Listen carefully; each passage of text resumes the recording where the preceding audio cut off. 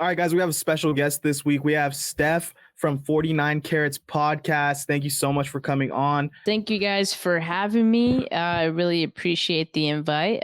Things are full swing. I know you attended camp. D was there yesterday. Yeah, I was there. Heard a lot of intensity coming from camp, a couple fights breaking out. You feeling like this super intense training camp is kind of a good thing? Or is it a little scary with kind of a injury-prone team that's trying to make a deep playoff push? Like, you want them to pace themselves a little bit? It's a little of both, and I think they got to strike that balance. I mean, you love to see that intensity and that competitive spirit, and I don't mind the fights. You know, I don't mind the fights, but you don't want it to get to a point where guys are at jeopardy of getting hurt. Like Clinton Farrell yesterday had a hit on Brock Purdy that was similar to the NFC Championship, play in which Purdy got hurt, right? So those are things you don't want to see. You also don't want to see.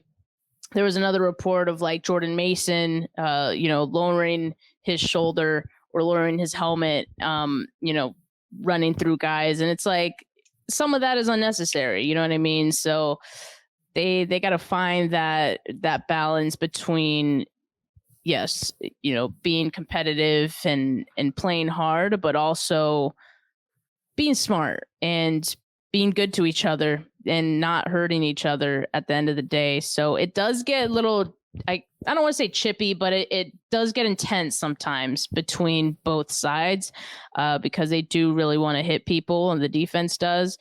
And yeah, it could lead to some of those injuries and those scary moments. But all in all, I'm not too worried about it. I think for the most part, I think it's good. But yeah, you can best believe that the coaches have some words for those players if they see some of those extracurricular hits after some plays.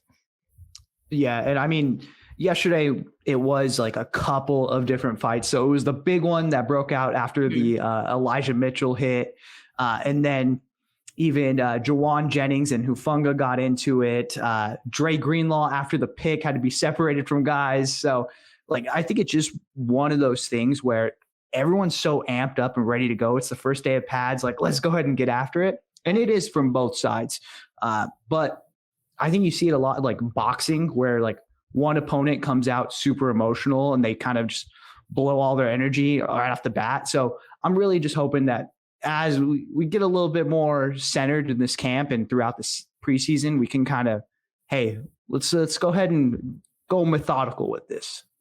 Yeah, I don't want to jinx the team, but in the past, like them being so intense in training camp has led to, injuries, right? For some guys, and they go into preseason with some guys, being injured, or they go the first few weeks of practice with some of their guys being not 100%. So far, we haven't seen that, and I hope that continues. But yeah, I mean, that's a concern as well.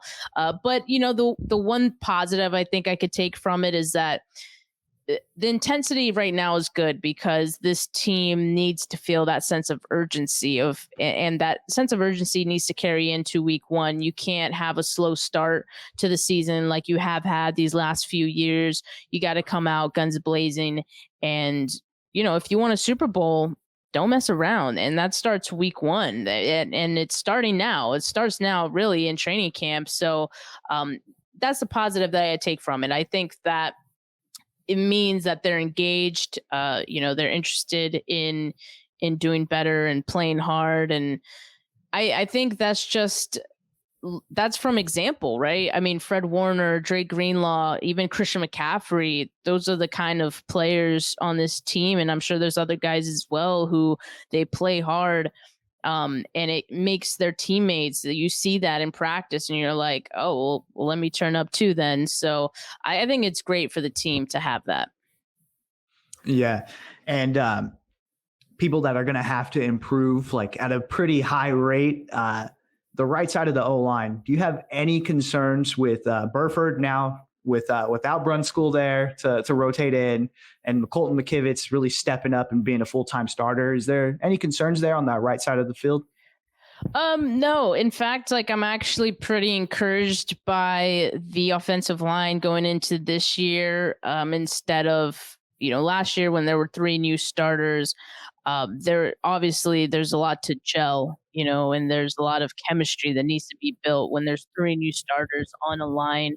But they're being just one new starter this year, and that starter Colton McKivitz, having already been with this team for a few years now, I'm encouraged by that because he's not new to the system, he's not new to these teammates, and so I think that'll help this unit get off to a quicker start than maybe we saw last year. And that cohesion, I think, should be there a lot sooner than we've seen in the past as well. Yeah, I'm definitely not as concerned as D is with the offensive line.